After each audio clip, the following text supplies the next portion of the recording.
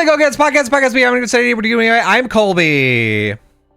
And I practice at the School of the Undefeated of the East. Look, the East is burning red. Man. But we could call you Fee, I guess. You can call me Fee. Okay. You can call me Fee. You can call me Domon. You can call me You can call me Master Asia. Tequila Gundam. I'm cool with all. Can you imagine being so good at like what you do that they're like, I don't know what your name was before. You're the master of this whole continent, though. Master Asia. That's you. You're not even like the emperor. You're not the king. You are Master Asia. You're not quite as good as Master Earth, but Master Asia, you've got on lock. What if that was just his name? Like I mean, Master Asia, right? Like born to Gerald and Wendy Asia. He's not like really given a name. They don't like give him a name in the show. So. He comes kicking his way out of the womb. They're like, "Whoa, that guy's a master already." He had a ponytail and a gi when he was in the womb. Yeah, when he was born. He had that fucking mustache. He came out on the horse. I don't know what's his stupid horse's name. Oh god, I forgot. Master Asia horse. I'm looking. Master Asia horse. Google wants me to spell as one word. Oh, right, it's Funsaiki, right? Yeah, Funsaiki. I know he says it. Yeah, he does. I'm only like I've been in like the G Gundam zeitgeist again because my buddy Caleb. I got him to watch it and he likes it. Hell yeah, he's enjoying himself. Oh man, how far is he into it?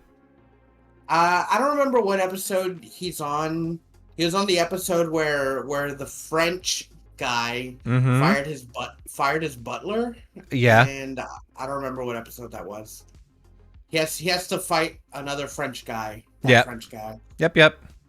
So I gotta. You know what? I'm doing real. I promote the gospel of G Gundam. Of course. But I forgot a lot of it, so I should watch it again. Just to re-up. Yeah. It's only 48 episodes, so. Yeah, I tried to watch it again with my wife, and I think we got 2 episodes in, and I was like, I would love to keep watching this. I can tell you don't give a shit. Like my wife was just kind of like, oh, this is kind of funny, kind of boring. And I was like, I was like, the thing is, it starts off. I mean, everybody fucking says this about the anime they love. It starts off slow. Like it starts off with kind of like a big action, like, oh fuck, Domon's here, and then like it turns into like, Domon's got to defeat this Gundam. Domon's got to defeat that Gundam. Is it the Dark Gundam? Yeah. Oh no, it's not. It's just another asshole. Yeah, just some dickhead. And you're like, all right, I guess the show's fine. I think it's the best Gundam. I agree. And I've only seen 2 Gundam shows, G Gundam and Gundam Wing. Yeah, out of those 2, winner for sure. And it's funny because Caleb's just like, you gotta watch like 007 or like Zeta. You gotta watch all these, and I'm just like, man, I just don't care. Here's the thing. I think you gotta do an exchange. I think if he's watching G Gundam, I think he gets the right to pick one Gundam to tell you to watch. Up to 48 episodes. No, that's awful.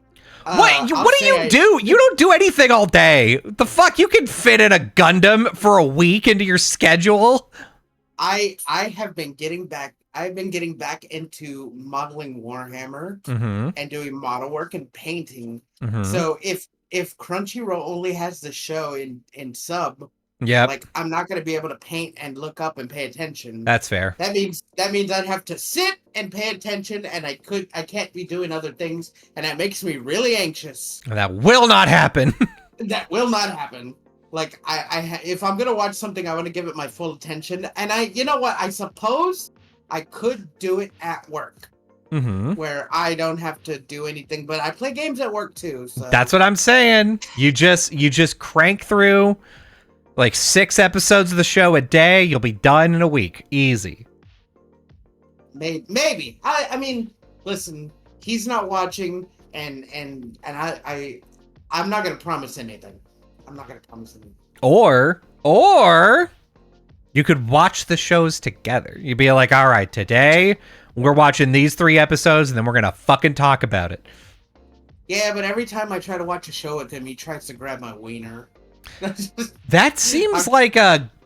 I mean, that doesn't seem like a bad thing. I'm not the expert in that, but I don't want to slander his name. He's not gay. He's like adamantly not gay. So.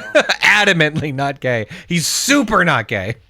He's super not gay. I just want to say it now. I mean, for me, no problem. For him, big problem. Huge. But him, big problem. Me, go gaga. I saw that again on Twitter the other day with someone had posted it and they were confused. I was like, what the hell does this mean?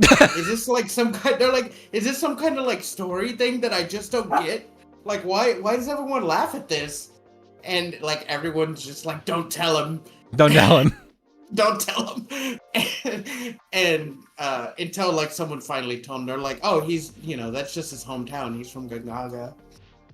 And then everyone like groaned because they let him in on the joke.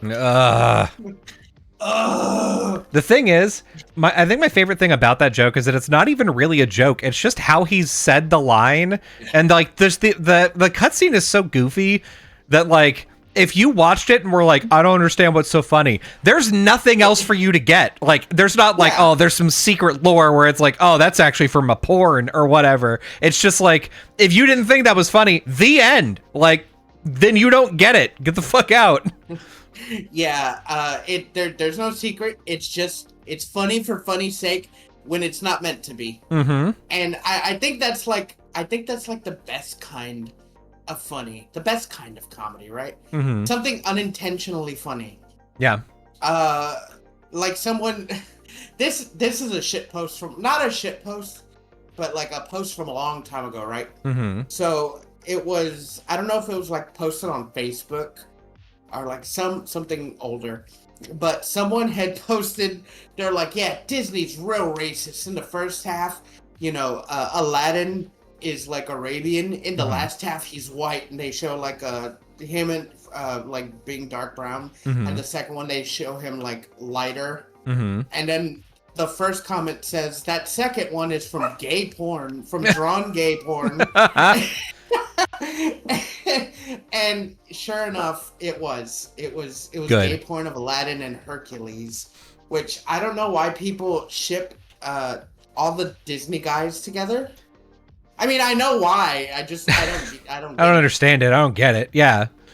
Just like that one animation that people are like, oh, this animation's so good, and it's like Tarzan with that guy from Atlantis. Oh yeah. And then it cuts off before they bang. Mm-hmm. And people are like, oh, this is so good. And then someone's like, yeah, that's gay porn. Then they're like, what? What? Nuh-uh.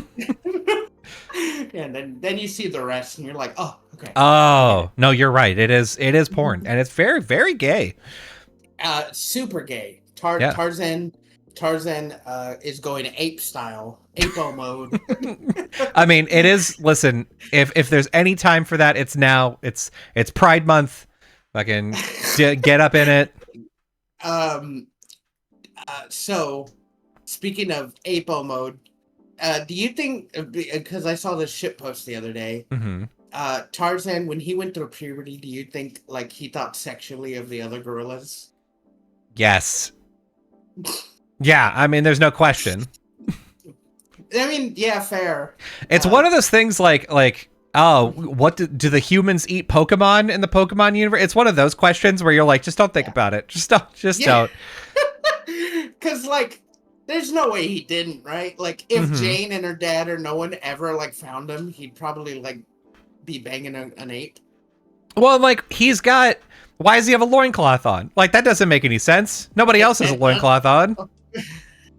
well, man, no, like, everyone else's fur, like, covers their genitals, so he's like, oh, well, look, I'm all exposed, I better, like, cover my. Yeah, maybe like the first, maybe he was like doing the tree slide, you know, and then he fell and he hit his nuts, and he's like, oh god, and they're like, oh yeah, you don't have any padding down there, huh? Like, put something on, like just something, you know.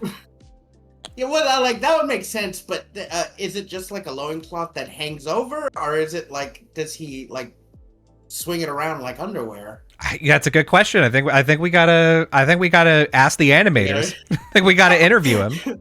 So someone at the animators and ask if Tarzan's wearing underwear or free ball. Again, this is the second time in this podcast I'm going to say this, but we should email somebody and say, does Tarzan hang dong? It was so funny the first time, because we're talking about Romans, right? Yeah. But like, I have to know. Yeah. If you want to be accurate, just. Yeah, listen, this is all for lore accuracy, okay? I can't, man. I can't. This is for my Tarzan TTRPG, and I just have to know. I'm writing because he's in not Disney version, but in the public domain. Public domain. Yeah. And I need to know if he's wearing like underwear loincloth or just he's hanging dong. Yeah, I'm trying to draw my Tarzona and I can't. I don't know. If you drew your Tarzona, would you make yourself a human or one of the animals? Oh man, I think I'd probably make myself one of the animals, but only because there's less questions to answer. It's like less complicated. Like you see a monkey and you're like, that's it. That's a monkey. I don't have any questions about it. I know everything I need to know. Shits in its hand, eats a bunch of berries. Yeah, but like that like, because that would just break immersion, right? Because if you made your Tarzona as a human, mm-hmm. then Tarzan would be like, oh, well, we're the same. And like, second, he might be attracted to you, and you're just like, oh no. Oh no. But like, what if you were just another human that like shipwrecked like 10 years after he did, but like you were like 10 years old? Yeah. Like, I don't know. That'd be funny. That sounds like a straight to DVD Disney movie, right? Like, man, he shipwrecked on the island too when Tarzan was there. It would not surprise me because like we watched Lady and the Tramp because my kid, we took him to Disney World, and like the first thing we did was like rent a stroller and then go inside of a store and wait for like the rest of our party to show up because it's so fucking hot. While he's in there, he's like, I want to buy this stuffy, and it's of Lady from Lady and the Tramp. He doesn't know that. He's just like, it's a cute dog. And so like we get home and we're like, oh yeah, it's from Lady and the Tramp. Do you want to watch the movie? And now he wants to watch the movie a lot, which is interesting because it's not that good. It's fine, but it's like not great. But every time that it ends, they're like, here's Lady and the Tramp. This is a movie from 1955. And here's Lady and the Tramp 2, Scamp's Adventure from 2001. I'm like, ew, why? I don't think, well, no, because I don't think movies from that era should have sequels, but then it comes back to Cinderella, and Cinderella has 2 sequels straight to DVD, mm-hmm. or straight to home. Mm-hmm. The second one is just kind of whatever, but the third one is legit good. Mm-hmm. The third one is literally good. That's where you get the gif of like the prince jumping out the window. Hell yeah. And it's like 4 stories in one, and it has to do with like time travel and magic. Like the evil stepmother gets the fairy godmother's wand. They redeem one of the stepsisters. Like it's just really good. Like I saw it like on a whim when my sister was young because she had the DVD, mm-hmm. and I was like, "Whoa, this is really good, actually." Yeah. So like some straight to home video aren't bad. Yeah, I actually liked Aladdin 3. like, it's not a great movie, but it's okay.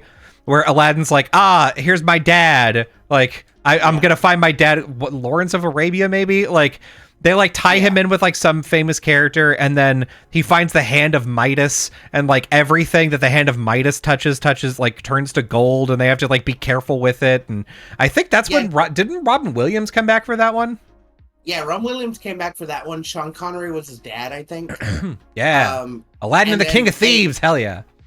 Yeah, Aladdin and the King of Thieves, and then they fought like that big guy with like the claw for a weapon. Mm-hmm. I remember that movie vividly because when I used to buy Disney movies when I was younger, when they would show the trailer, like, coming soon to Disney like video, it would show all like the videos in like a clip montage, and then it would play the Aladdin 40 Thieves song from that movie. Oh yeah.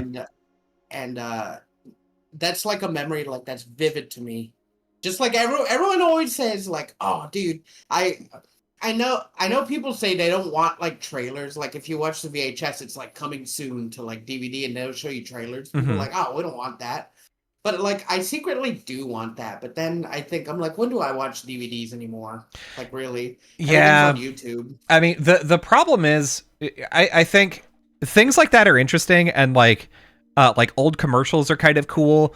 The reason why though, is because you didn't have a choice. Like you couldn't just be like, I don't want to watch ads on this. You just had ads, or like you pop in the DVD, you pop in the VHS, and you're like, I can fast forward through the previews, I guess, but like, fuck it. Just keep them on. It'll give you time to get your snacks. Yeah. Whereas now it's like, well, if I start streaming a movie, that's it. I don't want to hear shit from you. Like, start the movie. Yeah. No shit. And I don't know. I like I said, some VHS. If I watched like a movie and stuff, and I remember when I was younger that it had stuff before. Like I love seeing it. Like Tenacious D. If you start Tenacious D, it shows like the THX like logo, but with them animated into it. And that plays, even if you buy the movie on Amazon, because we did, it plays that. And I'm like, oh, fuck yeah. So I wish for the Ninja Turtles movie, the original, they showed some of the trailers. Like, they had a Pizza Hut trailer. I don't know if I talked about it before, but it was like my favorite Pizza Hut like commercial. Oh yeah, you did talk about it. Yeah. Yeah. I don't know why it makes me like teary-eyed, but I did find it. I did find it on YouTube, and watch it. So yeah, just like stuff like that. You don't get cool stuff like that anymore. It's true. But you just learn about things like all the time online. So yeah, it doesn't matter. But going back to Disney, I'm sorry if I cut you off. Yeah, no, go for it. I feel like Disney doesn't know what they want to do anymore. No, with making like IPs and content. Like I don't know if you heard about Elio. Yeah. That opened with the lowest box office opening of all time for Disney at 21 million only domestic. Yeah. And and to be fair, and I'm gonna be fair to the movie, it didn't look all that good. So I don't think Disney has it anymore to do movies like that. Well, here's the thing. Elio may be great. Like, I have no idea. Fair. The problem is for me, like in my situation currently, I just don't see movies in the theater. And the fact of the matter is that most people don't see movies in the theater anymore. Sinners did a really good job in the theaters, and that was like an outlier. That was like, holy shit, people came out to see an original movie in the theaters. And everybody was very surprised by that. And then, this is like an original movie. It's not connected to any other ideas. It's not like a sequel. It's not part of MCU. And people complain all the time about like, oh, why aren't we getting more original movies? And then like an original movie comes out and nobody fucking watches it. So it's like, I do. It's a weird place to be, because like for a lot of the things that you go to the theater for, I feel like nowadays it's like, well, I have to go to the theater to watch this because it's like a spectacle. Like an MCU thing, you're like, well, the sounds are going to be big and the effects are going to be huge. And watching it, like the Minecraft movie turned into, like, the reason why people showed up for the Minecraft movie a lot is because it turned into an experience to watch it. Like people were going to like throw popcorn and shit. And even if that's like an annoying bad thing, like that's why people got into the theater to go watch it. Like, you know, so I think we're in a weird place where theaters kind of, they either have to offer more or they have to like be cheaper or something. Cause like the thought of going to a theater is like, oh God, like I've got to pay. It's going to be like $20 per ticket or whatever. Concessions are way too expensive, so you got to sneak your own in, and you know, previews or whatever. The only place that I really like watching movies anymore is the Alamo Drafthouse. And I don't have an Alamo Drafthouse up here, so I haven't seen a movie since I've been up here. So, oh man, that's lame. We go to the one. Hey. Oh, pardon me. We go to the movie theater in Portland, and they kind of turned into a pseudo Alamo Drafthouse. mm-hmm. Except they don't bring food to you in your seat. They will give you the little vibrating thing when your food is done. So you'll get it, but it's not the same. Yeah, they have food there. They have like hamburgers and nice stuff. I always get a pretzel. Yeah, fuck it. But the last movie I went to go see, and I saw more movies this year than I have like since last year. I went to go see Thunderbolts this year, and then recently with my sister, like on a whim, it was the last showing of the night. It was like fucking 10 o'clock at night, and I was like, Jess, let's go see Final Destination. That's a joke, but like I did want to go see it, and she was like, fuck yeah, let's go. I was like, for real? I was like, let's go. For real? And it was a good movie. It was a really good movie, and I enjoyed my time with it. And I'm trying to think right now, what movies are coming? Oh, there's one movie I for sure am gonna go see in theaters, but after that, I don't think I have anything that I really want to see. Right? Naked Gun. Oh yeah. Naked Gun with Liam Neeson. That movie looks super good. It does. And just because it has like the same spirit of fucking the original, because Liam Neeson knows how to give that serious deadpan like comedy stare that Leslie Nielsen did. Yep. And I think it was like they couldn't have picked a better casting. And in one of the first trailers, like they show like everyone, you know, with all the original characters on the wall, because everyone in the reboot, or not a reboot, I guess, because it's like a pseudo sequel, because they're all children of the original characters from the original movie. Yeah. Leslie Nielsen, Frank Drebin, is his son, Frank Drebin Jr. And in the original, in the first trailer, they show them all like, you know, praying like, "Oh, I want to make you a right father." And then they have, I don't know who the black guy was, but go up to the portrait of his dad, O.J. Simpson. O.J. Simpson, and he's just kind of like giving like this ooh kind of look. Like, so yeah, so I think it's gonna be a good movie. And it's so funny that it's like it's tied to a name that we all like people know, but they haven't done anything with in like 30 years. But it looks really good. I can't say that for a lot of movies, honestly. Yeah, I'm looking at the movies that are like coming out this year that I think that you would watch. Superman potential.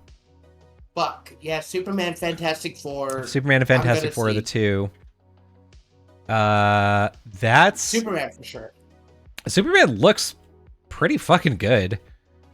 Yeah, it does. I will admit I wasn't. Oh, is that actually is the new Avatar coming out this year? That's fucked up. No way. Wait, what do you mean new Avatar? Like The third Avatar movie. Oh, the big cats. Yeah. I was like, The Last Airbender? It's like, again? Yeah, it's supposed to come out at the end of the year. I didn't even watch the second one, to tell you the truth, because I don't care, really.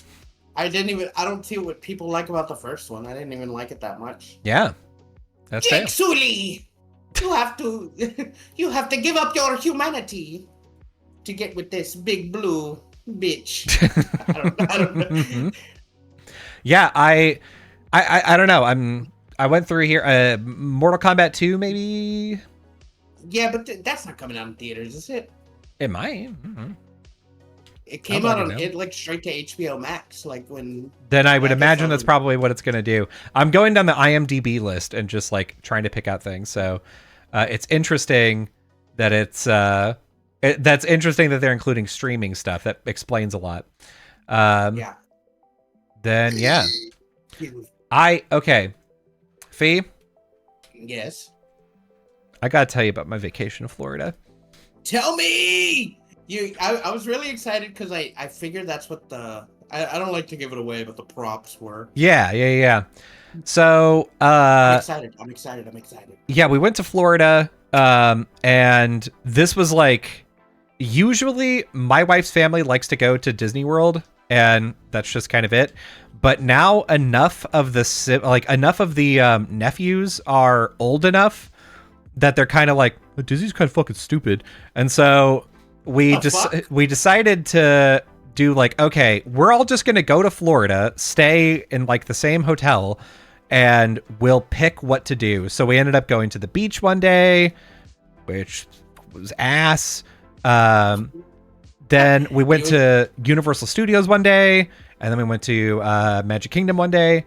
And I had a fucking good ass time at it's like, so Universal Studios is split up into 3 parks, the newest one being Epic Universe, which has what? Epic Universe? Never heard of it.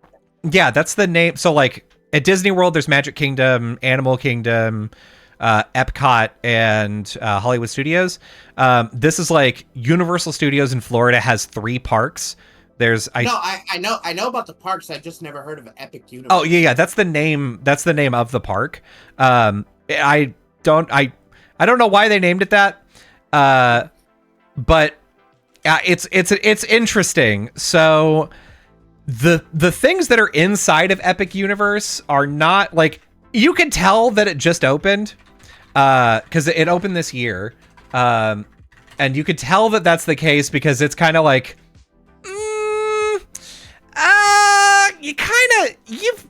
There's some areas that could use some fleshing out, I think. So let me see the things that it has. Like I'm trying to see the things to do. Yeah, okay. So they've got Volcano Bay, Universal Studios Florida, and Islands of Adventure. Those are their 3 and Epic Universe. Those are their 4 parks, and one of them is a water park. But Epic Universe, the properties that it's based around are Nintendo. So there's all of Nintendo, like Super Nintendo World. There's How to Train Your Dragon, like has its own land and everything. It's all themed after Burke. And then Classic Monsters. Okay. And then a third Harry Potter thing called the Ministry of Magic, and it's based off of 1920s Paris, and so it's based off of fucking Fantastic Beasts, right? Lame. It is lame. So did they get rid of Diagon Alley? No. And this is where Universal's a bunch of fucking money grubbing assholes. If you like Harry Potter, which like some people do, you have to go to Universal Studios Florida to go to Hogsmeade and like do, the castle and all of that shit. And then you have to go to a different park to do Diagon Alley. You have to go to a different park that's like you could do the ride train to get over there.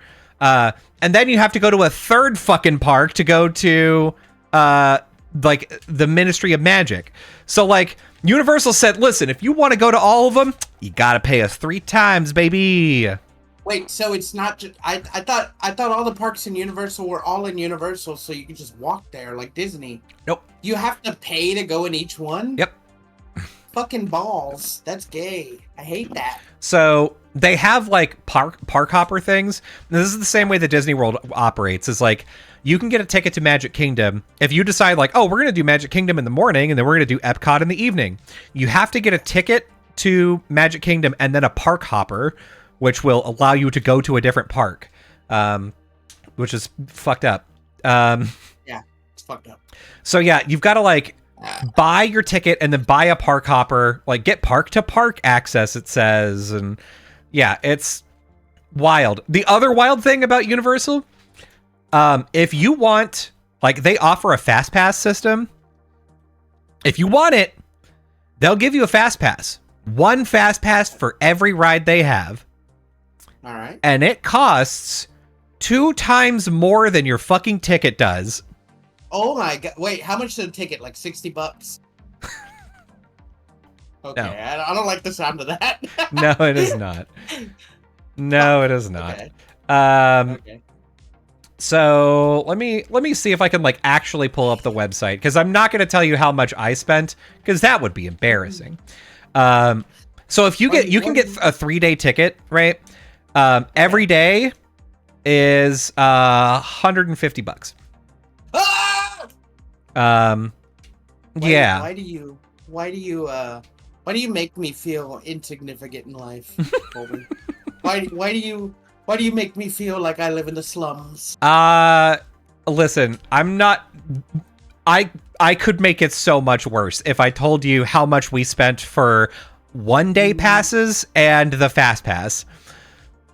So wait, oh my god, you said the regular ticket's $150, right? Uh-huh.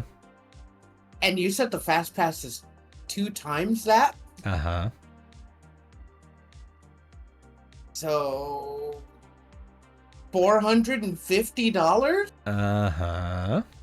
No, what? Yeah. Oh my god, Cole. I know. So I'm looking at the Epic Universe. I'm gonna do exactly what my thing would have been. So Epic Universe, I'm gonna get 1 adult ticket. That's $139. Okay. But you also paid for your wife, right? And your son? And my son sure did. So let's say I've got my 1 ticket. Awesome. I've got it. Right, add to cart. Okay, great. Now I'm gonna go to fast passes. Just 1 park. Okay. Just so Epic Universe. And you got a fast pass for you and your wife and your son. Mm-hmm. Oh, Colby. Oh, and here's the thing. Here's the best part. The tickets. So the tickets vary by day, obviously. The fast passes also vary by day. So I'm seeing right here the fast passes for this week, for Saturday, $310 each. Oh, okay. Yeah. It's pretty fucking bad, actually. that cost half of my month's pay. Yeah. If I added it all up correctly, yeah, that cost half my month's pay. Yeah. I hate that. Yeah. I hate that you just have that in your pocket. Yeah. Yeah, not good. Yeah. And it was, we bought tickets on the day for that day. So we got no discounts. So, and they were selling them so they were actually more expensive than that. So, yeah. So what does Fast Pass give you? Like, let you get in front of lines in places? Pretty much. So basically every ride nowadays they've got general admission line. You have a single rider line. So like if you're just one guy, and then they've got, the Fast Pass line. So the Fast Pass line is like meant to be like, half the time of like a general admission line. And it's supposed to be a lot faster, right? Yeah. So we're going in with a big group of people and we're like, yeah, we've got a bunch of like, we've got a 3-year-old who like, he's not going to want to sit in line for fucking 2 hours to get on a ride. So like, we have to kind of do something there. So how fast did it speed up? By a lot, actually. That is the one thing that I will say is that like so in Super Nintendo World, they've got the Mario Kart ride. The Mario Kart ride for standby was 1 hour and 20 minutes. And I think we got on the ride in 45. Oh my God, that's still a lot. Still a lot. Yeah, but definitely less. I mean, but it's significantly less. Yeah, it's less, but that's a lot. Yeah, definitely. Is it $300 worth waiting the extra 30 minutes? In my opinion, no. No. No. I'll straight up tell you no. Because the ride's like what, 3 minutes long? Yes. If that. Here's okay, so let me take you through Nintendo World. So by far, obviously Nintendo World is my favorite one. No, I get it, and it's funny because like I know what some of the rides are and how they are because I went to YouTube and I saw like a silent guy, like a guy who went through the park without saying nothing just to show what's in the park. Yeah. So I already know what some of it looks like, and I'm like, well, you're telling me the prices. And I'm like, oh man. I would just buy regular admission, like not get on any rides, or maybe just get on one ride, and eat at the diner, because that's all I want to do, honestly, and then go fucking blunt my fucking $80 wristband on things. That's right. It's $40. Excuse you. It's 40. Sorry, money bags. So like, yeah, it's. Getting into Nintendo World is like they've built specifically Super Mario World like a bowl, so like you have to go up. Oh, what? Oh, is DK World open already? It is. Yeah. So like you go up an escalator and then you're on top, and then you like look down into like a central area on the bottom, and it's like. There's Bowser's Castle. That's where the Mario Kart ride is. Next to it, there's a Yoshi ride. And then there's no other real rides that you wait in line for in Super Mario World. But like, it's one of my favorite places. Like I think in a lot of ways it's better than like Disney World in some places, because everything in Super Nintendo Land is designed to be a game.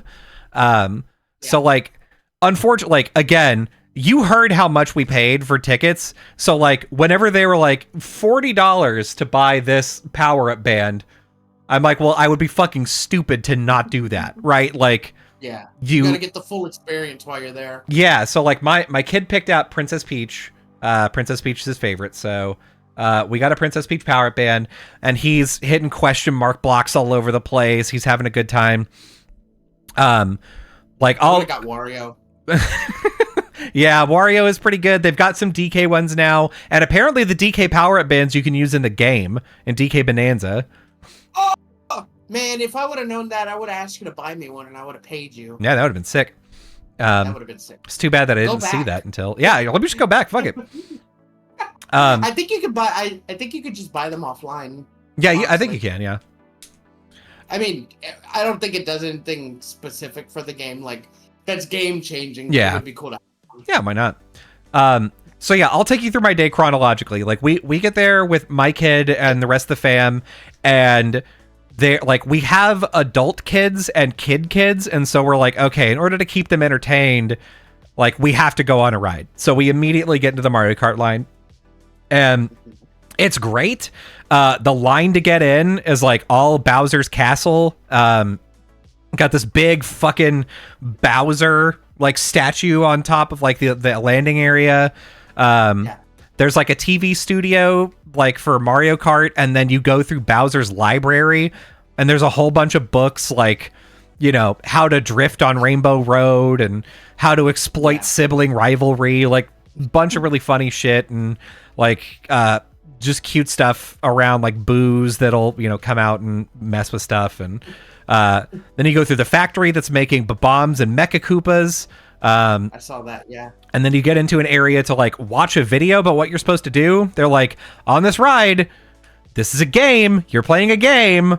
So like when the arrow comes up, you turn your wheel. Whenever like you can shoot shells at like enemies.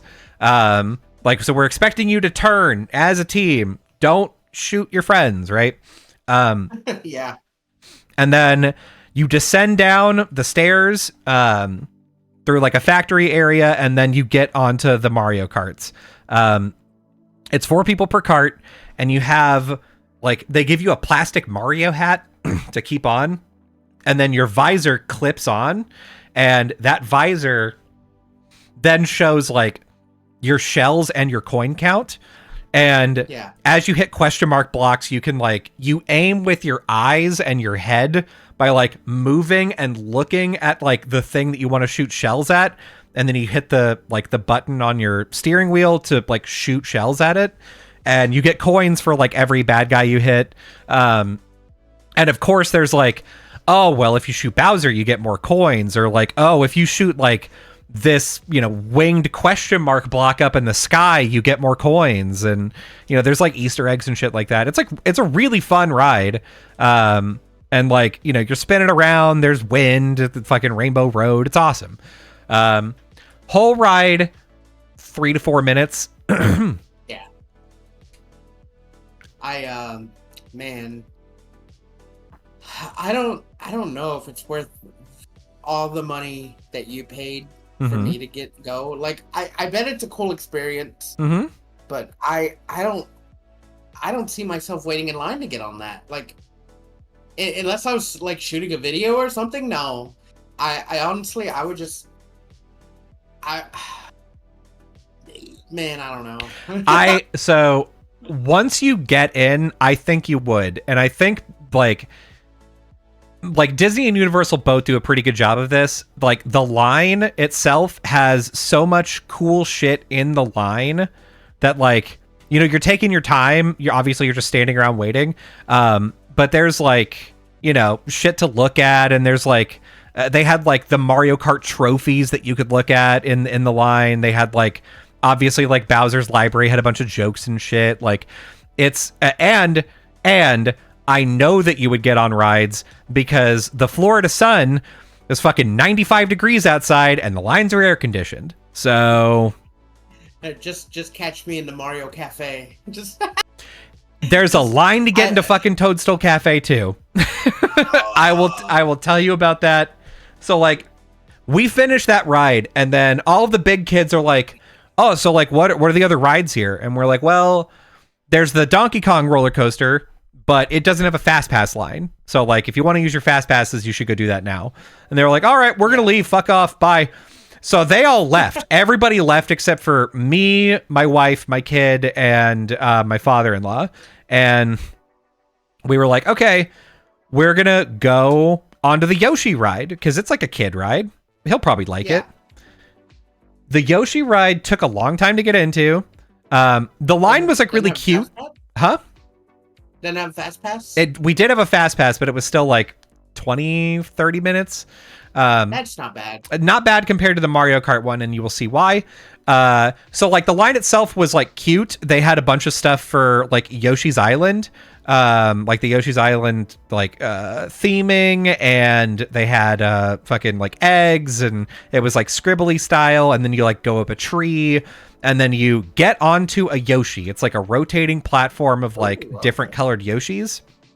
Yeah. And the object of this game is whenever you see an egg, like your control panel lights up with the eggs, and then you hit the colored egg, and then Yoshi makes a noise and you get a sound, right? Because it's like, oh, Yoshi's going to get it with his tongue. Obviously, that doesn't actually happen. It's like an imaginative thing. That's what she said.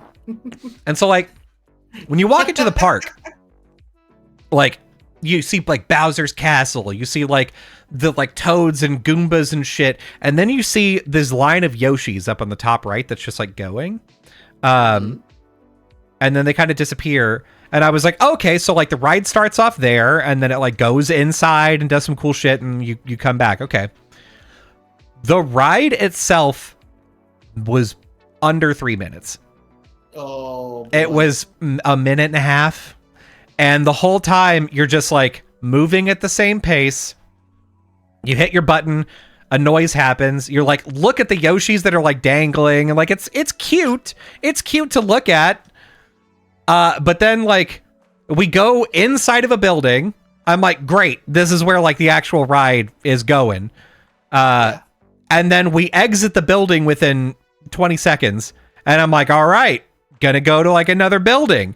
And then there's like an outside area, and that's when I noticed that we've clicked the buttons for all 3 eggs, and I was like, there's no fucking way this is the end, right? I'll be goddamned if it wasn't the end. God damn it. Fuck, that sounds awful. And like the ride's outside most of the time, so it's fucking hot too. Like, why? I wish they would have like an actual coaster. I know they got the DK coaster, but like a small like coaster, like in Mario. If you want to theme it to Mario, be like Wiggler's fucking coaster. Yeah. You're just in a big Wiggler. Wiggler's waggling wagon. Yeah, Wiggler's weenie corral. I don't know. Like, something like a round of like inside, like have it go inside and then have him poke out and go back in. Mm-hmm. Like do some wiggly, do some Mario-y. Fuck. Yeah, damn. These 2 little rides seem not worth it. And I know you're not there for the ride, you're there for the spectacle, and like to go hit blocks. Even though sometimes there's lines for blocks where you hit them. You gotta hit the fucking bullet bill block. You gotta hit the block when you go in there. You gotta hit blocks and you collect coins. You go to the fucking Toadstool Cafe. You hit a block. I don't know if you redeem the coins for anything. Yeah. Actually, you kind of do. So, inside of the Universal app, there's the Super Nintendo World app, and they will give you stamps for like coins collected and stuff done. So, like if you've like played a game or you've like gone on a ride, you get a stamp for it. So like there's something there. Okay. So like, okay, we finished the Yoshi ride. We are like, okay, my father-in-law is going to go check on the rest of the family, and then he's going to go take our kid back to the hotel. And our kid's going to go hang out with some of the littler like cousins, and then we're going to stay in Nintendo World like all day. We end up going to How to Train Your Dragon, and they have a kids playground there that's just like How to Train Your Dragon themed, and it fucking ruled, dude. Like it's just for kids. So like, you know, you're climbing on ropes and like you're on like a dragon seesaw and like, you know, like a dragon merry-go-round. It's like, it's cute. Olive Burke was pretty cute, actually. It was like probably the most well fleshed out land that had like the most stuff to do in it behind Nintendo World, I would say. So yeah, then he leaves. So I'm like, hey, it's lunchtime. We're fucking going to Toadstool Cafe. So here we are.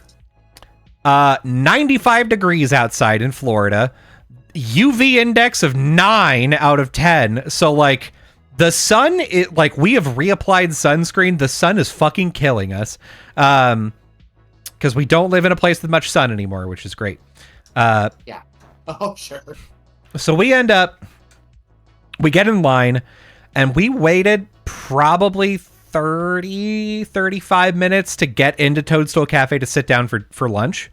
And this is like another interesting thing that you don't expect. The toads have to sound like toads, right? Yeah. But they also have to sound kind of cute. And so, like, when you're getting on the Yoshi ride, Toadette's like, "You've got to find the colorful eggs and press the button at the right time." And so you're like, it's a weird mix of, like, trying to be cutesy, but also, ah! And so, I don't know how well that works. But we get into, like, Toadstool Cafe, and Chef Toad is like, "I've got a lot of delicious treats for you! You're gonna love them!"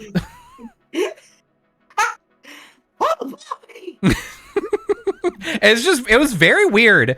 Because we were waiting in there so long, we heard his lines, I think 4 times each. So he's just like, we've got refreshing drinks and delicious sweet treats. You think when he gets out of work, he drops the voice? Like the last person line, he's like, "You want some refreshing treats and a drink and shit?" And then like he clocks out and is like, "Oh, fucking goddamn, my throat's killing me." God, I need some olive oil and some honey. Fuck. Yeah, lights up a smoke. Oh, thank God, today was hell. Well, the thing is, so for both of the Toads, they're not character actors. It's just a screen. Yeah. And that's good. We get into the cafe and it's super fucking cute. It's like the inside of a Toad house. They've got like power up stuff, like symbols everywhere. There's windows that like look out onto the Mushroom Kingdom, like a virtual Mushroom Kingdom, and Bowser attacks with his ship every 15 minutes. And I think it's every 10 minutes. And I know that because we finally get in and they're like, okay, your table is over there. We're like, great. We sit down and we're like, there's a QR code on the table and we're like, well, we already know what we want. Like, my wife's vegan. There's only one thing for them to eat there. And while I was in the line, I was like, well, I'm going to get the Luigi burger. So I don't need anything. Yeah, honestly, the Luigi burger sounds like the best out of the two burgers. Mm-hmm. Is Mario? What is Mario's again? It's just a regular bacon cheeseburger, and I'm like, that's fucking lame. Yeah. Give me something different. Yeah.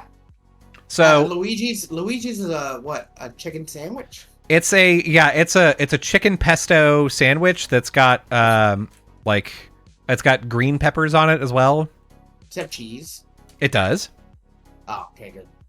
It's good. Yeah, when I heard the menu, the Luigi sandwich sounded better. Then they had, I think, like what the Princess Peach like cake thing. Mm-hmm. Yeah. And then they had the question block and flag like dessert. Mm-hmm. Yep. So like that all sounded good. Which I did have. I had the question block tiramisu, and it was fucking real good. I liked it a lot. They brand the burgers, right, with like they L do. and M. Yeah, that's really cool. I think they brand them with the mustaches actually. Oh, that's cool. Yeah. So you got like a Luigi mustache. So like so do you still know the scale of like Whataburger, right? Mm-hmm.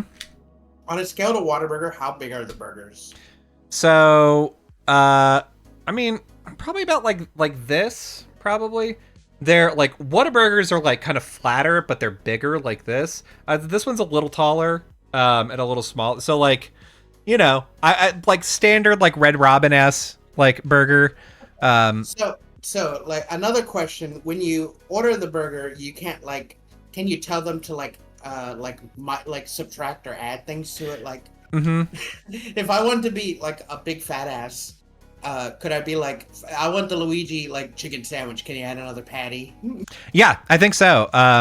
And the reason why I think that is because we sat down and we waited for I think 15 minutes before we were like, hey, are we supposed to order in the fucking app? Because no one we see servers everywhere, and it dawned on me after a period we only ever see them delivering food. So I'm like, oh shit. I guess we don't have like a server that we order through. We have to order through the app. No one told us that. So that sucked. So do you get regular drinks or you get themed drinks? They do have a themed drink. They have a Princess Peach Superstar Papaya Lemonade thing. It was like really good. It's like a honey lemon papaya thing, and they've got like tiny little papaya stars in it and some boba. It's like really good. And then they've got like fountain drinks. You could have bought there. You could have bought a mushroom, like a mushroom cup. All right. But you could also buy that like out inside of like the world, like I did. So here's my mushroom cup. Yeah. It's good. This like is now like a decoration in my office, and it comes with a strap so that you could just like strap it to your neck and just fucking drink out of it. It's great. I love that technology of like buying drinks. Like I remember when we went to Las Vegas, they would sell like the big drinks that come on like a necklace. And it, can I just say, I hate buying like a drink like say you're out and about, or you're like you take a drink with you after your restaurant, having to like just walk and carry a drink even though I want it, like it instantly makes me not want it because I have to walk around with a drink. Yeah. And like can we like vote somewhere that you just put like straps like on things so that way you can walk and just have them hang? Yeah. Or, like is there like a I wish on like Amazon or somewhere like you could just buy like a cubby that you can, like if you're gonna go out and do like long walks, like you're going to like a boardwalk or something, or like a fucking festival, like a cup holder necklace to like put things in. Your 20-ounce soda feed bag. Yeah. And see, I feel like that almost certainly turns into a negative because people will be like, they're like, oh, you're too lazy to hold your drink. I'm like, well, no, but after a while, like it gets annoying. Like, put it there and walk around and forget about it and drink every once in a while. Like that makes things better. Yeah, which was that was like I really liked having this. Like I had it around my neck most of the day unless I was like sitting at the cafe. And I've got some gripes about it though. So like I want you to take, like, from the front, this looks incredible. If you look at the side, notice how there's a slope down here. So like from here down to there. If I am like actually to hold this like that, that's what it looks like. So the drink pools in the back of the head. So here's the thing. Here's how you refill it. This is the actual container for the liquid. It's show it face it front.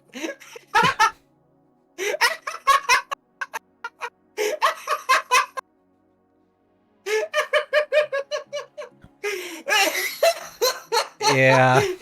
Biblically accurate mushroom. Oh my god. Oh no. The thing is, how unfortunate. Like, take a look at that in my hand. This is like the size of a soda can. Yeah, that's a soda can size. Like, you have to sip on it. But look, when it's flat, like... Oh no, you can't even sit it down. No, like, you can't fill it up all the way, because otherwise it'll spill out. Yeah. And the other thing that you can't really see... There you go, you can kind of see it. You see, there's a sticker on the bottom. Okay. So, what theme parks do nowadays is they're like, oh yeah, you can buy a fountain drink from us. We'll like fill up your fountain drink and then you throw away the cup. Okay. But you could also buy a souvenir cup from us and you get drinks all day. Okay. And so this cup is like, this mushroom cup is like $30, right? Yeah. Which is a lot. But I'm like, well, I'm gonna fucking get them on the soda front. Like I'm gonna refill this son of a bitch like 8 times. So I do. The problem is all the refill machines are Coke Freestyle machines, and this tag on the bottom is what it uses to validate that you can get a soda. And so the tag has to be on the bottom like that in order to register. And so I had to play this very fun game of like, okay, select my soda, put it down so it registers, and then lift it up enough to where it's straight, and then hit the button to get the soda in, and it just splashes soda all over the top of it. If I could have lifted it up, like into the spout, that wouldn't have happened. But every time I tried to do that, it's like, hey, pour. You don't fucking have soda access. So I had to put it back down to get soda access again. So every time my hands are just covered in soda every time I refilled. And I did it. I still did it like 8 times because I'm going to get my fucking money's worth, okay? But man, I was mad. You gotta bring in the what's it called? Like, you know how when you pour oil into the funnel, you gotta put the funnel. That way it funnels in the fucking... I mean... But damn, is it cute? if that was me, I would stand by the soda machine, fill it up, like just fucking chug like a full thing's worth of soda, fill it up again, chug half, fill it up again, and then be off. I mean, honestly, not a bad plan. So yeah, after we got done with like, you know, we went to the Toadstool Cafe. My wife was like, "Oh, did you know that there's a Bowser Jr. area that you can get access to?" And I was like, "What?" And they were like, "Yeah, turns out that there's games all over like Super Mario, like Super Nintendo Land that we just missed." And yeah, there's just like mini games that are out in the open. And like, I'm such a rule follower and I'm so used to like going to theme parks at this point that I'm like, well, the two things that you do are stand in line, or three things, I guess: stand in line, go to a store, or purchase food and eat it. So I'm not used to like having a mini game that I can interact with, but like they had one where it was like a shell is bouncing between parts of a pipe, and you have to do a POW chain reaction to pop it up to the top to get, there's key coins. There's 5 mini games, and if you get 3 key coins, you can go into the Bowser Jr. area. So I'm like, well, that's what we're gonna fucking do right now. So yeah, sure enough, I waited in line. There's like and the thing is, the lines for these things are not that long. They're like 2 minutes, 3 minutes. But they are outside, and again, it's fucking hot. So I like should have brought an umbrella. I know. Should have brought anything. I brought a bunch of sunscreen is what I did. But yeah, so I get up to the shell thing, and there's like a family that tried it and they failed. They couldn't get it on any attempt, and it was like womp womp. And I'm like, oh man. And they tried to do it immediately. Like it was a kid was like in the group, and she like tries to go up to do it immediately, and they were like, no, it's not. You got to go to the back of the line. You try it again. I stepped up, fucking first tried it. Dabbed on him. Then fucking looked back at him, and I was like, fuck you. Legitimately, I hit it. I get the first try, and I do this. I turn around and go, first try! And I dabbed at him. Yeah! Felt fucking great. DK dab from Mario Kart World. Yeah! So yeah, I did that one. There was one where it's like a Goomba is walking up on a like thing, and you've got to like spin a wheel to get him to fall off. I did that one. Yeah. Then they had a piranha plant is asleep, and there's a bunch of alarm clocks going off, and you've got to like hit the buttons to turn all the alarm clocks off. There's so many, you have to have multiple people do it. And so my wife and I are like, I'm like, okay, I'll take the ones in here, you take the ones on this path. And the whole time that we were there, we saw nobody succeed at it. Oh yeah. The whole time. And so like we tried it, and I'm fucking zipping back and forth as fast as my out of shape little body can carry me. And I didn't make it, right? I said nobody passed it. I also forgot that A, I'm out of shape, and B, it's 95 degrees outside. So as soon as I'm done, I'm like, oh I'm fucking lightheaded. Oh shit, dude. Oh my God. Yeah, then we found this like other section where you go in, and it's like there's a dark room and like secrets and POW blocks that you can activate, and then there's a room where you like piece together a puzzle in order to get the key coin. So we got the third one, go into the Bowser Jr. area because he stole the golden mushroom. That bitch. And they're like, okay, up to 16 people get a turn at this, and like you all get in there, and it's like a thing where it's like a Kinect registering your body. And you have to like, they're dropping bob-ombs on you, and you have to swat the bob-ombs away. And then they give you a fire flower, and you've got to like throw fireballs at enemies and get points from that. If you get hit by a bullet bill or something, because like there's bullet bills coming, you have to like duck. If you get hit by a bullet bill, you get small. Like your shadow just gets really tiny. My life. And in order to get bigger, they have like a question block show up and you have to jump up in the sky to get a fucking mushroom to get big again. It's really fucking fun. And I'm kind of mad that it's not like its own ride, but like it's almost an invisible thing that you wouldn't know about if you didn't know about it. So yeah, I was like, I was actually really pumped about all of that. That's pretty cool. Yeah. I can see myself doing that. But fuck, that heat is already turning me off. I was outside today and fucked me up for like the short time I was outside. Yeah, we were outside for, of the, I think, 8-9 hours that we were there, probably 7 of them. Oof. It was bad. Yeah, the last thing that we did is like at night, like we went around to go check out the other areas. We like the classic monsters area is like themed like a like horror thing. Yeah. So it's like fucking Eastern European, Transylvania. Ooh, I'm scared. They've got like vampires and mummy and Frankenstein, and frankly, I think it's fucking lame. Didn't do any of that. Didn't go in the Harry Potter area because I had no interest in it. Okay. Went to Burke, thought it was really cute. Rides looked really cool. Didn't want to go on any of them, so I didn't. And then we went back because the DK coaster was open, but there was no fast pass for it, and they were like, you're gonna be fucking waiting. Yeah. So we wait till my father-in-law gets back. We all go stand in the line, and I think it ended up taking us an hour and 45 minutes to get through. Okay. Yeah. How long was the ride? Like 4 minutes? Yeah, like 4 minutes. Yeah. But it was like a pretty good coaster. It wasn't super high. It wasn't like super fast.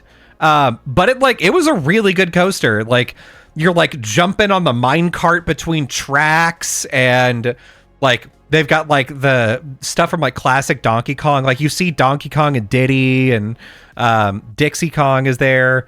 No other Kongs are, I don't think. Yeah. And yeah, fuck them. I don't need Funky.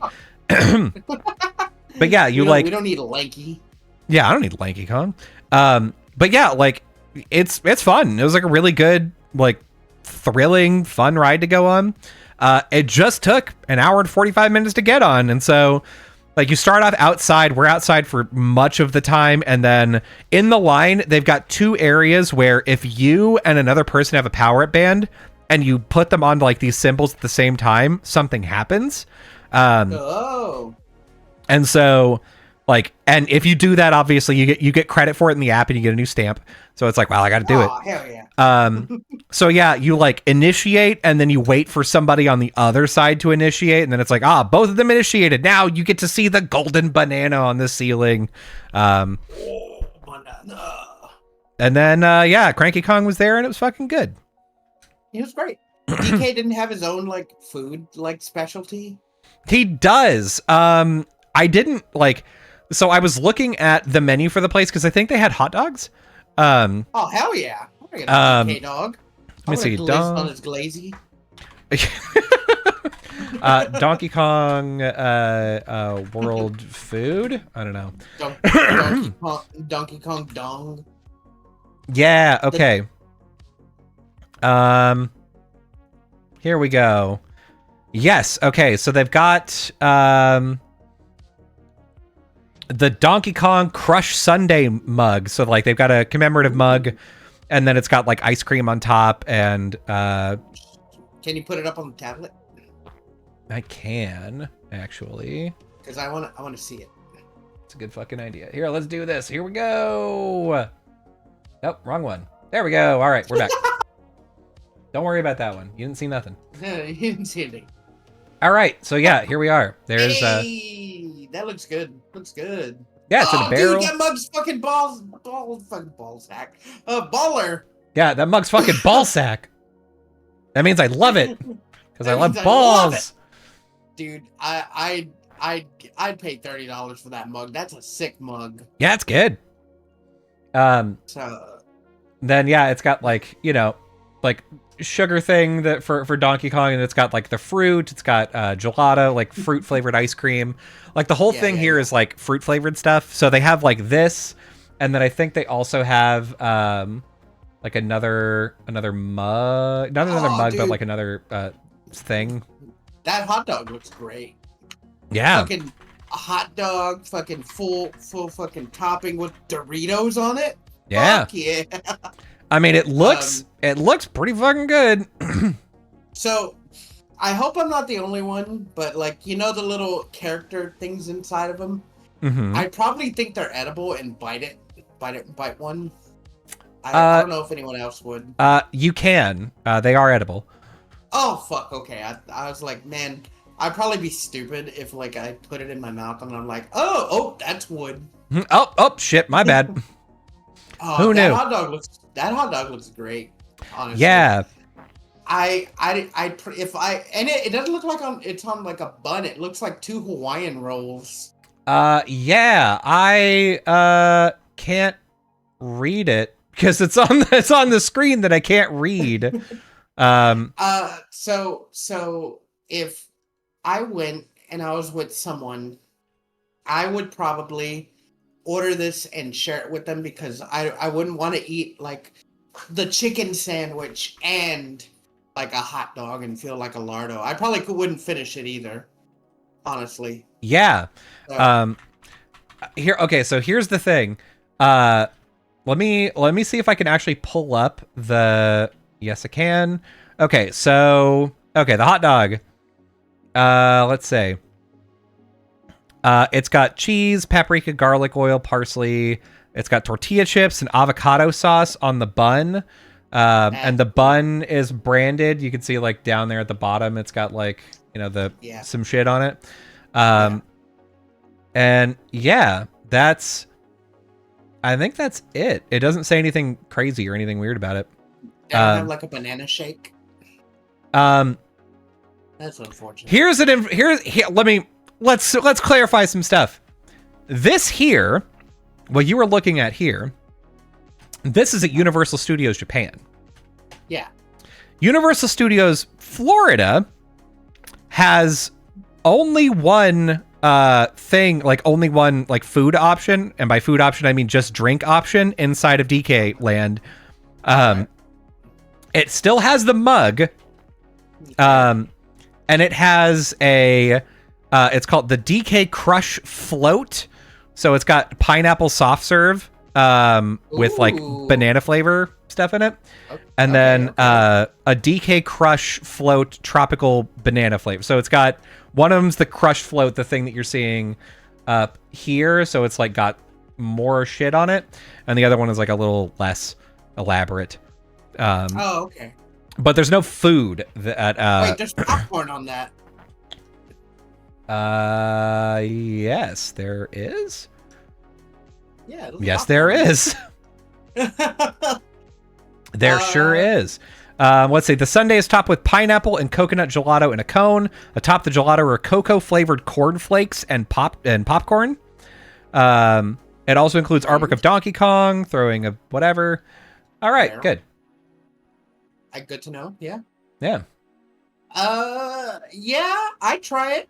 Popcorn's a little out there, but I mean, I'm not gonna say no. Yeah, it's fine. I like popcorn. Yeah, I'd buy that. I would. Man, I would. Boy, I would. Boy, would I. Yeah, it was a good time. The Donkey Kong world was definitely not super fleshed out. It felt kind of empty.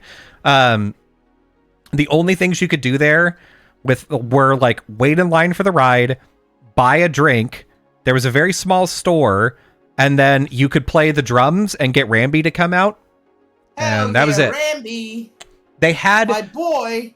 I think my favorite thing about that is that they had an employee whose job was to sit near the bongos and while people were fucking it up, help them not fuck it up to make Rambi come out. He's like, all right, let me help you fuck up. Mm-hmm. That's awesome. But yeah, overall, pretty fucking good. I would go back to Nintendo World again. I would plan it better so that I didn't spend super lot of money on it for no reason. Yeah. What would you rate the Super Mario World out of 5? Probably a 4. Okay. I rank. I would have given it a 5. The Yoshi stuff, I was pretty irked by, actually. Yeah, that does sound really annoying to stand in line just for like almost nothing, right? Yeah. Almost like nothing. I mean, yeah, and Donkey Kong's land was like not great. It definitely needs to be fleshed out more. The Super Mario stuff is definitely fleshed out. Like, it is good. Well, yeah, it's already been like what, a year since it came out. So I think yeah. give DK World another year and it'd be great. Mm-hmm. Yeah, and it's there's only a couple of places to get food there. We actually got calzones. They had like green shell and red shell calzones. And the green shell one was vegan, which was great. And the red shell one was like meat, and they both tasted pretty close to the same, and they were both fucking really good. Also, they have like obviously like characters that you can go see. So like we're sitting down eating, and fucking Mario and Luigi come out for photo ops and stuff. Like mascot? Like yeah. Mm-hmm. Oh, fuck yeah. Okay. We're far enough away that we can't hear what they're saying, but the mouths on the costumes move and they blink. Okay, that's creepy. It's actually a lot less creepy than it sounds. Let me see if I can find a YouTube video of it. Hey, it's me, Mario from Universal. Come take a picture with me, Paisano. So we actually did a meet and greet with Princess Peach. And wait, was she a mascot or was she just she was a mascot. Okay. So here, I'll pull this up on the tablet real quick. Bring up the tablet! Beans. Doing it. Hit the tablet button. All right. Take a look at this. So here's the castle. I mean, Peach's castle is beautiful. And then off to the right-hand side, they've got this like little rotunda where like there's nothing in there, but it's pink. And so obviously you know what it is. You know what it's supposed to be. And they went on a cloudy day. They did the right thing. Yeah. Oh, she's got a big head. Yeah. Oh, I mean, her lips move. She's got like, you know, our kid is 3 and whenever he's around people that he knows, he's like the loudest, most like energetic, boisterous kid. When he's around people that he doesn't know, he's very shy. So like he said nothing to Princess Peach. He barely answered her yes or no questions with nods. He was just like the whole time. He just huge smile. He loved Princess Peach. But yeah. You think it would be cute if like your kid had like an autograph book and he had them sign it, and like for like until he was an adult, he's like, look, I got fucking Princess Peach's signature. I met her. I met her, dude. She's a lot nicer in person. Yeah, she like the thing is, the reason why the mouth moves is not because the person inside the suit is talking. They have pre-recorded lines that the person inside the suit can trigger. Yeah. So she's like, oh, I'm so happy we got to meet. Are you having a good day today? And she sees that like he's got his princess, like we show her like, hey, he's got the Princess Peach power-up band. And she's like, oh, I see you've collected a lot of coins today. We simply must get a photo. And her like mouth is moving and he's just fucking starstruck. It's great. Mom, Dad, do you see what I see? You fucking see this, dude? Oh my god. Oh man, it's so great that he still has his childhood wonder intact. Yeah. It's great. Nah, that all sounds pretty cool. Like, I'm an old man, but I don't think I'll ever go. But it's cool that to see that y'all go and y'all had a good time. Yeah. It was I mean, it's good shit. I only say I'll never go because now I learned what the prices were today. And Yeah.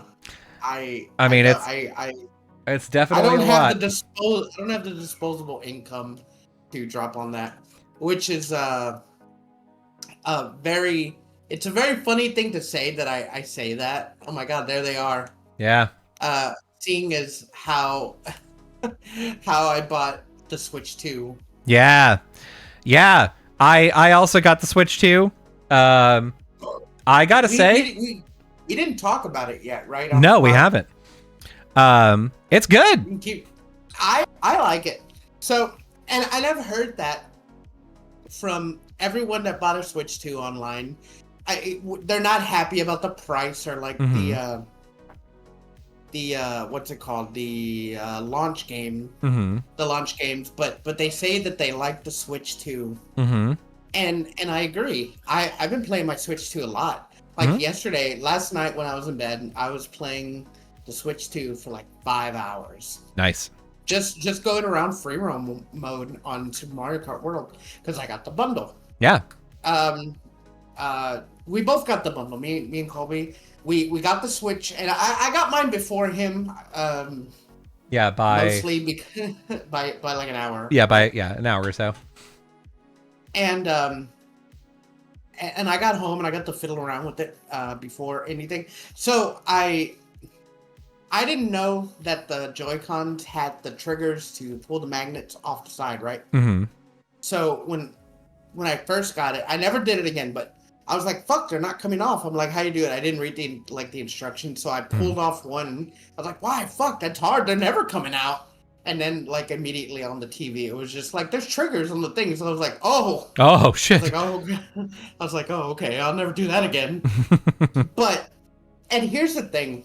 When I had my Switch 1, I didn't like playing it in handheld mode with the Mhm. Joy-Cons because it was small and it felt cumbersome. Yeah.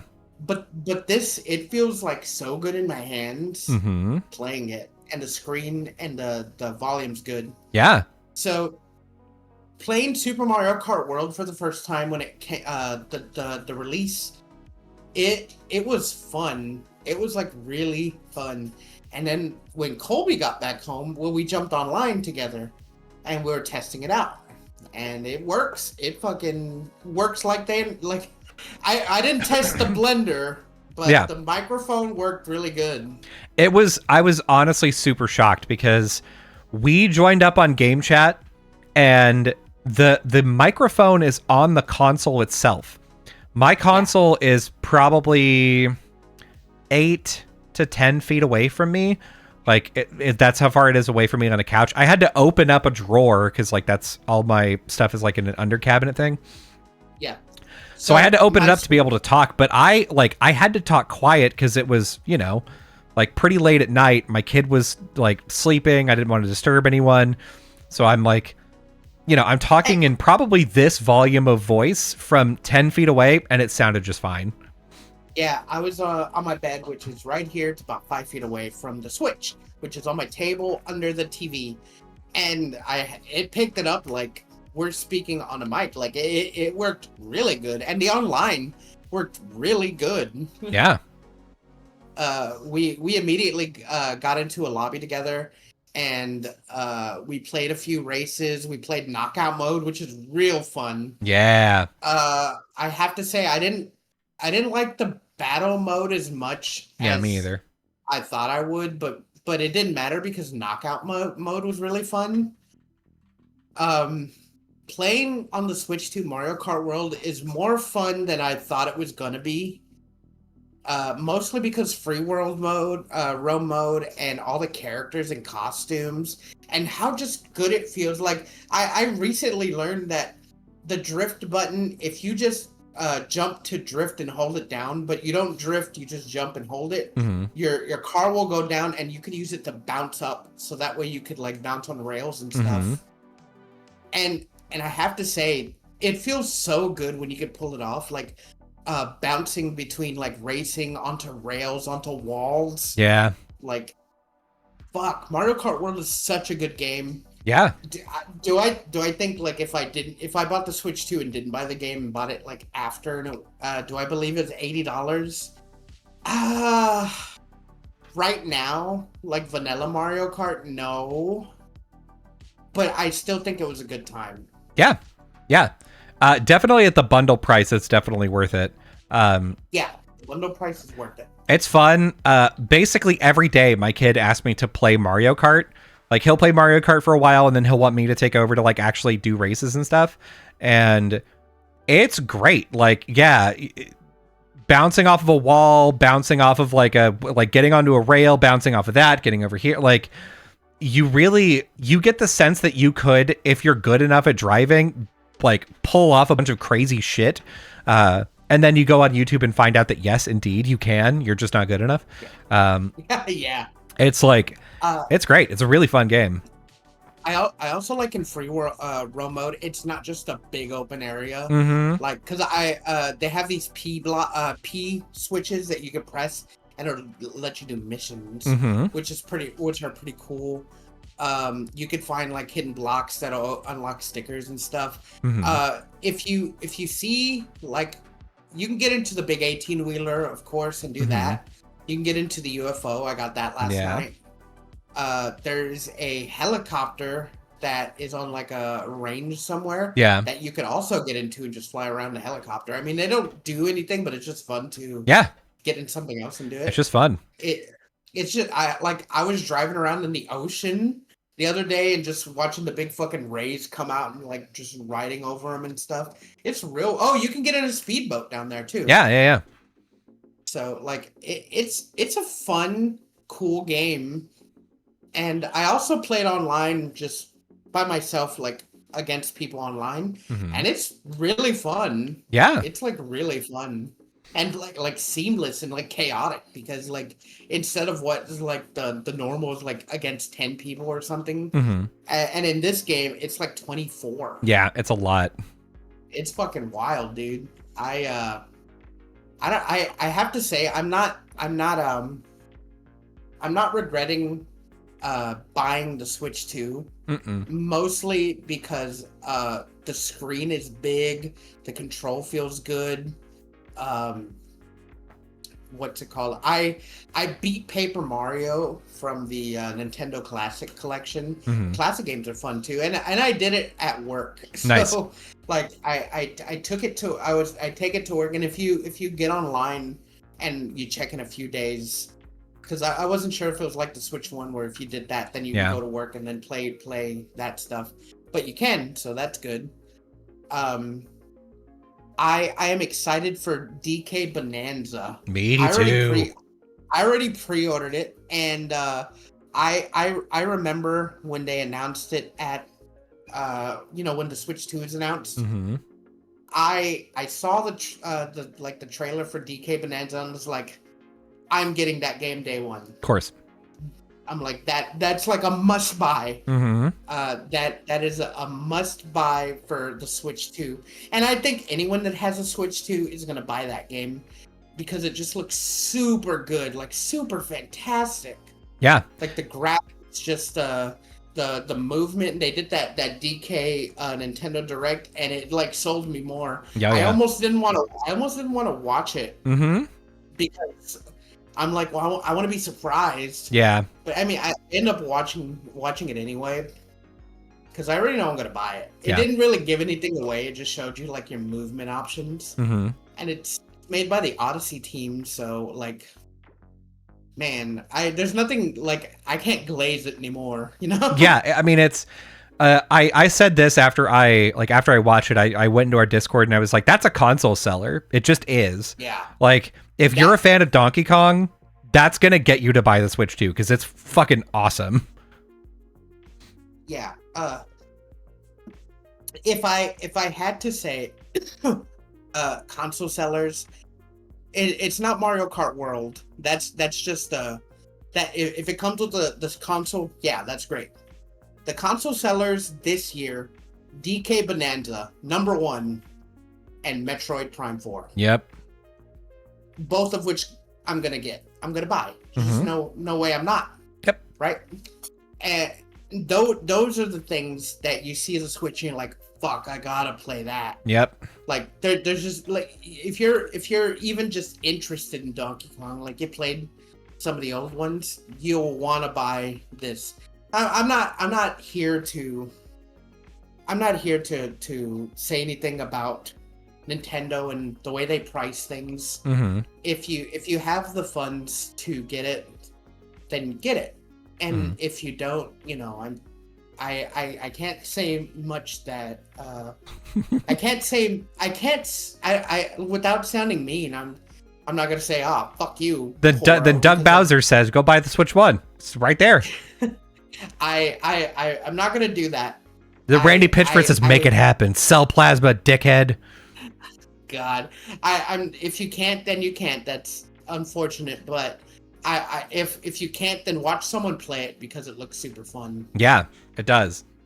I'm super pumped about it. The actual one of the coolest things that I've experienced so far is because we have a family Nintendo account, we have access to the Switch 2 version of Breath of the Wild and Tears of the Kingdom. I was playing Breath of the Wild, fucking 60 FPS. I was like, holy shit, this looks good. Like, this looks and feels incredible now. Are you playing it again, or? Yeah, I'm playing Breath of the Wild again. I was gonna ask you to lend me Breath of the Wild. I can lend you Tears of the Kingdom while I'm playing Breath of the Wild if you want. Well, Breath of the Wild's the first one, right? It is. I don't want to go like second to first. I know part 1 is a prequel, isn't it? Tears is a prequel? No, it's not. It's a sequel, but the thing is, like, yeah, there's some stuff that connects the two, but it's not. There's enough things in there where you're like, you meet characters that you like met in Breath of the Wild. You meet them in Tears of the Kingdom, and they act like they don't know who you are. And I'm like, what the fuck? We've been through so much, shithead. Yeah, I mean, I guess I could. I don't mind. It'll give me something to do because, like, honestly, there's like, I hate saying this because I buy games and stuff. There's like nothing really making me want to play anything. Like even on the PS5 or like on my Switch, I'll play Mario Kart, and on the PS5, I'll play, whatever I have, or I'll check out the catalog of games and I'll just play. I've been playing Dave the Diver. That's a fun game. Nice. I probably, when it comes out on the Switch too, I will buy Final Fantasy VII Remake a third time just so I can play it on the go. That's right. And to see how it, like, if they did anything special, like if they added like any Nintendo. They give you a Mario hat. No, yeah, right. Like that's the go-to. Give him a Mario hat. Give Tifa Princess Peach's dress or something. Mario themed weapons. Yeah, I was about to say fucking Cloud gets the Master Sword.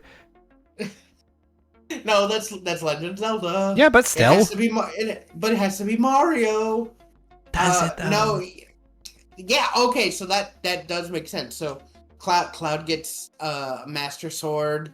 Tifa gets a Peach gloves, right? Yeah, fucking Barrett gets the fucking the Metroid gun arm, the cannon arm. Yeah, fucking arm cannon. Cannon arm. And Aerith dies. She gets a piranha plant. Does she? It's Schrodinger's Aerith. Who knows? Exactly. Who else is playable in that game? In Remake, it's Cloud, Barrett, Tifa, Aerith, and one more, right? No, I feel like I'm missing someone. We're not counting Red 13 because he kind of doesn't count. Yeah, we're not counting Yuffie because no. I think that's it. Really? You can only play as 4 people in Remake? Wow. Let's find out. Playable characters in FFVI Remake. Cloud. Yep, that's it. Just those 4. And then, yeah, Red 13, kind of. You can command Red 13 to do stuff. Can you? I thought he was just doing stuff on his own. No, you could tell him like you can't interact with him like a regular party member, but I think you can order him to like go open doors. Like you can't actually fight with him. I was like, really? I was like, I remember playing it recently, and he just opened doors. Mm-hmm. Yeah, I like that game. I like that game enough to buy it again. Like, Yeah. I gotta build up my. I think because the Switch 1 was given to me, I was like really wishy-washy on it. So I bought games and I played games on it, but like I feel like Switch 2 it's the first game that I got like day one. Because I'm thinking back and I never got games day one. And like I got this game, and this game is really fun. What is it? Rune Factory Guardians of Azuma. And it surprisingly came with a manual. Oh shit. A thick ass manual. Oh damn. And the game is fun. Like I went halfway through it and I was like, yep, I don't need to play anymore. Yep, I get it. I get it, yeah. And yeah, I want to buy more. Like I want to buy Fantasy Life. Okay, so here's the funny thing. I went to GameStop to trade in a bunch of PS4 games that I found in storage that I'm not gonna play anymore. I had Doom 2016. What's it called? That shooting game with God, what's his name? The guy who played Spike Spiegel. Steve Blum. Yeah, the Steve Blum shooter where like you can lasso people and like kick them and then like shoot them in the air and shit. I forget what that's called.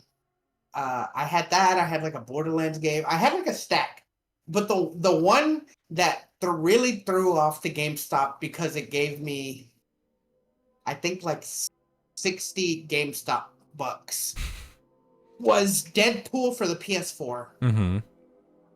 And that's because Deadpool for the PS4 is a rare game. If you didn't know this. I did.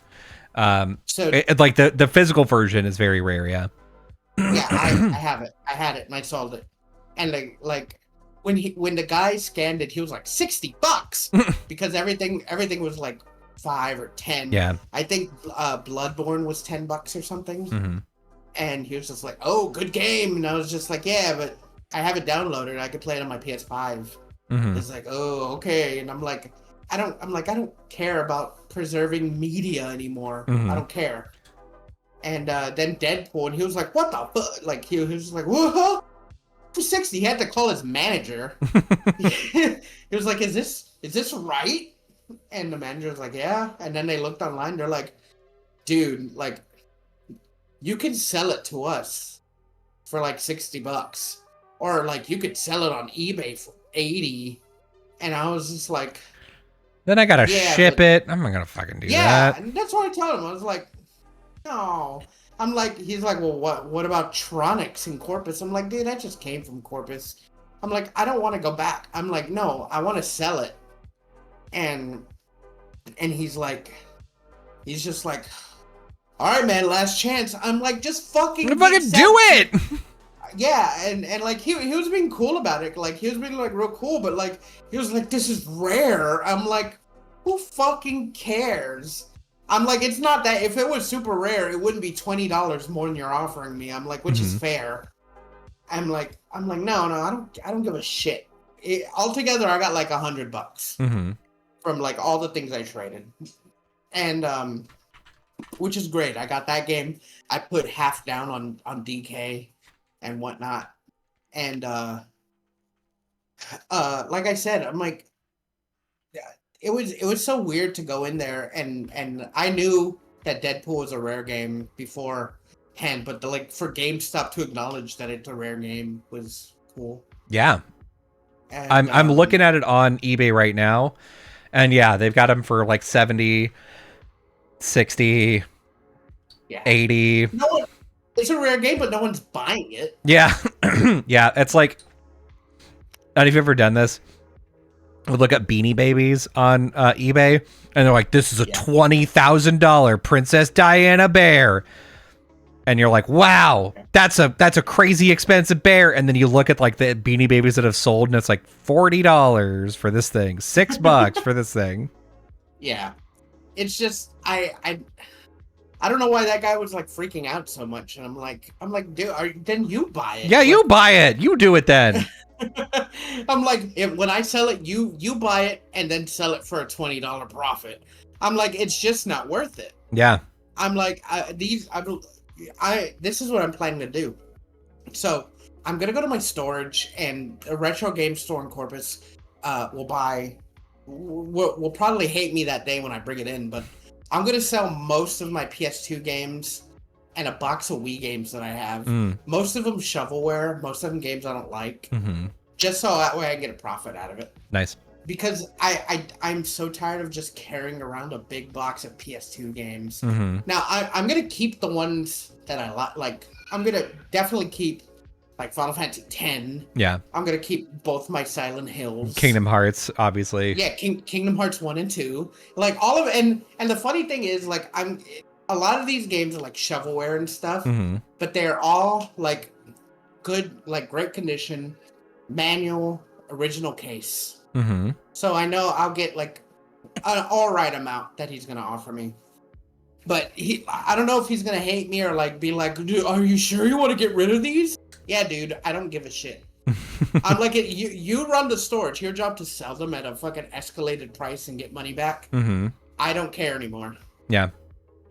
I tried to do that with all my Funko Pops too, because I had like a box and 3 bags of Funko Pops in their boxes still.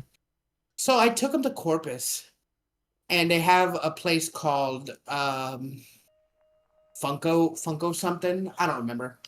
They buy and sell Funko Pops, and I took them, and he's like, "Yeah, we can't buy these in this condition." I was like, "What the fuck?" I'm like, "They're all still in boxes. They're just like dusty," and I guess because the corners had like let me try to find. I guess because like some of the corners aren't like as sharp. Oh yeah. I don't know if you can see it. Like some of the corners are kind of not frayed, but like they have like I know you couldn't see it because of the I just think it's funny you're putting your hand behind it and like it's the green shit that's on the front that's the problem. Yeah.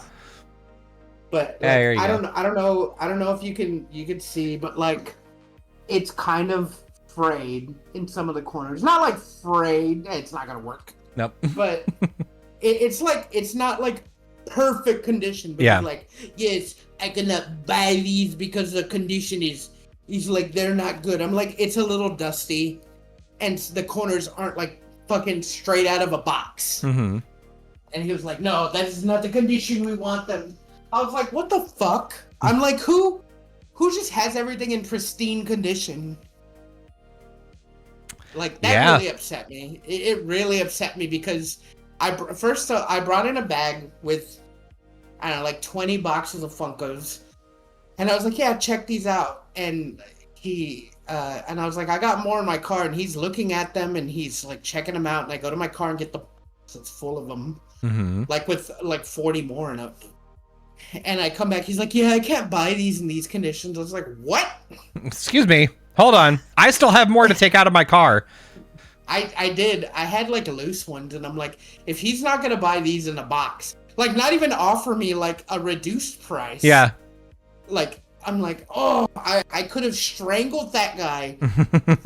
Cause like my shit's like good. It's still like they're dusty. But they're like good. The boxes are like clean. They don't smell nothing. They've just been in storage where dust collects on them. And it's so mad, like upset that because he just pulled off a few off the top. And he was like, no, we can't buy these. Oh my. Oh, this son of a bitch. I was enraged that day. Then that was before I went to GameStop. So at GameStop, I was like, just please take them. Please. I was like, I don't want them. There's only one thing that I got from storage that day that I'm like keeping for myself, and it's a coin bank that's shaped like Hellboy's arm. Oh yeah, that one's cool. And only because like somehow I have like a couple of quarters, and I always pick up change sometimes, so I want somewhere to put them instead of just on the table. Hell yeah. But yeah, I'm gonna I definitely, whenever we podcast next, I hope it'll be after I do that, so I can tell you either good news or bad news. Yeah, I like fingers crossed because you've got a lot of Funko Pops, and well, I'm not selling those. I might sell them online, but the video games, yeah, it'll either be more than 100 or it won't be anything. Nothing at all. We'll see. I have like a lot. Like I'm probably gonna like from here. I got Jack and Daxter 2. Yeah. Ty the Tasmanian Tiger. Wolverine's Revenge on the PS2. Like I said, I'm not selling like the Lord of the Rings games because those are like really good games. I'm not gonna sell like my Conqueror's Bad Fur Day. I'm not. I might sell a lot of my N64 games that are in there that I might sell some of my old consoles. Honestly, I've been thinking about this. Like, if I truly want to play it, I'll just emulate and play the game. Or I won't go through the trouble and I won't play it. Yeah. I honestly, I'm stopping to care anymore because like I can get the classic N64 games, the one I want, or like stuff on the Nintendo. Or I can emulate them. Or on the PS5, I can play classic games on that. Yeah. Why do I need to keep all these games for the off chance that I'm gonna play them one day? Yeah. Yep. So that I had this thought the other day that I'm just like, I don't need it, and I think it would just be better for me to sell them. Yeah. And that's what I'm gonna do. And like, I know some people can't do that, and it was hard for me to like even come to that conclusion. But I think it's for the best. I'm even gonna sell a lot of my manga over to Half Price Books. Yeah. If they take them, and because I'm just gonna put a lot of my stuff on a digital library with Amazon on the Kindle app, because I prefer reading it on my thing there. It's not that I don't like books, it's just that it's taken up a lot of room. Yeah. And I just don't have a lot of room to spare. Yeah. So yeah. Just why? Yeah. I'm definitely like downsizing a lot of my stuff. Mostly just I'm not retro collecting anymore. I am just gonna be buying new games, new like PS5, Switch 2 that's gonna keep on my shelves, and anything that I like I'll never sell my PS1 Final Fantasy collection. I'll never sell Grandia 2 or Kingdom Hearts. Just things that like are dear to me, like that I know are like worth the damn. And even if I never play them again, I will, you know, I know that I have them and I know that they mean something. Yeah. So yeah. That's all I wanted to say. I know we're at the end of the podcast. We are, yeah. Listen, thank you all for listening. If you are listening to this live right now, congrats, you're already here. But if you're not and you want to be, you got to go to twitch.tv/GoGetUsPod. We go live anywhere between 0 and 2 times a week. You can also catch the VOD of this. It comes out on Wednesday, usually. It comes out on Wednesday, like noon Pacific time. You can catch the audio version of this, which has better audio. It comes out on your every podcatcher on Wednesdays at like 3 a.m. Pacific, so you can listen to it on your way to work. Yeah, if you don't like, if your long form content is too much for you, then we've also got shorts that are on our youtube.com/@GoGetUsPodcast. You can also check out our TikTok and our Instagram, and our shorts are there and they kick ass. Yeah, they do. Shout out to Zeta, the editor. Woo! He's such a great guy. He is. I feel bad because it's like heat index is 1 million where he lives. Yeah, man. Rip England. They're all dead now. they're all fried like eggs in an English breakfast. I'm sorry, Zeta, don't hurt me. Yeah. So here's what I want you to do. I want you to go out to your storage, take all the things you don't want anymore. I want you to go and try to get rid of it. And if the storage says they can't take it in that condition, I want you to rob them. Get in your car, drive to your nearest orphanage and give them the money, and then keep doing it around the country and become the new Robin Hood. And go get them. Go get them. Specifically with like secondhand stores too. Don't you dare be robbing Amazon or Google or Twitch. Don't be robbing any of the big boys. You just take from small independent businesses that deal in reselling. Listen, I would say rob from big. You know what? Fuck it. Rob everybody. Rob everyone and give to the poor. That's right. I would say rob from the big companies, but then like they see the little companies getting robbed, and then they're like, couldn't be me. Yeah. Until it is them. Until it is them. And then they send their fucking task force to get you. Mm-hmm. And they have enough money to keep throwing fucking mercenaries at you. Yeah, and then they're the ones that say, go get him. Yeah, then they're the ones that say go get him. And you don't want to go get got. You don't want to get got. We can't be getting got because we already got. Bye. Stroke.